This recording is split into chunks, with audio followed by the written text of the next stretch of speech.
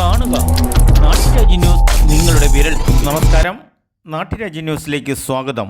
Ration വ്യാപാരികളുടെ പണിമുടക്ക് 2 ദിവസം, എന്നാൽ കട മുടങ്ങിയത് ഇന്ന് 4 ദിവസം. 5-ാം ദിവസം നാളെ കട തുറക്കുമെന്നാണ് വ്യാപാരികൾ പറയുന്നത്. സർക്കാരുമായിട്ടുള്ള റേഷൻ വ്യാപാരികളുടെ ചർച്ച പരാജയപ്പെട്ടെങ്കിലും 4 ദിവസം റേഷൻ കട അടഞ്ഞുകിടന്നത് പൊതുജനങ്ങൾക്ക് ഒട്ടേറെ ബുദ്ധിമുട്ടുകളായി.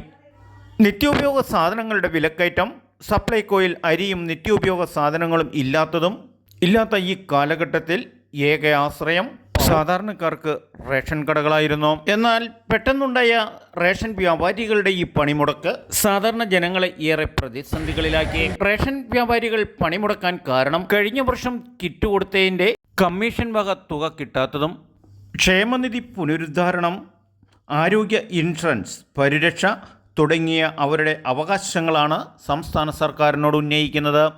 എന്നാൽ സംസ്ഥാന സർക്കാർ പറയുന്നത് കേന്ദ്ര സർക്കാർ വിഹിതം കൊടുക്കാത്തത് കൊണ്ടാണ് റേഷൻ വ്യാപാരികൾ ഉന്നയിക്കുന്ന അവരുടെ ആവശ്യങ്ങൾ നിറവേറ്റാൻ പറ്റാത്തതെന്നാണ്.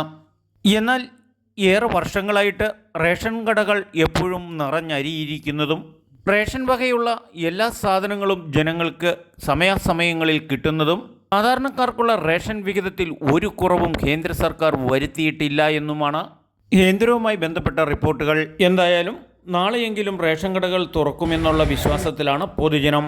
പകർച്ചവ്യാധികൾ കൊണ്ടും തീരാരോഗങ്ങൾ കൊണ്ടും തൊഴിലില്ലായ്മ കൊണ്ടും ജനങ്ങൾ പൊറുതിമുട്ടുമ്പോൾ റേഷൻ കടക്കാർ നടത്തുന്ന ഈ സമരം ജനങ്ങളോടുള്ള വെല്ലുവിളിയാണ്. നാട്ടുരാജ്യ ന്യൂസിനു വേണ്ടി റിപ്പോർട്ടിംഗ് തൊടുപുഴയിൽ നിന്നും കെ വിജയൻ.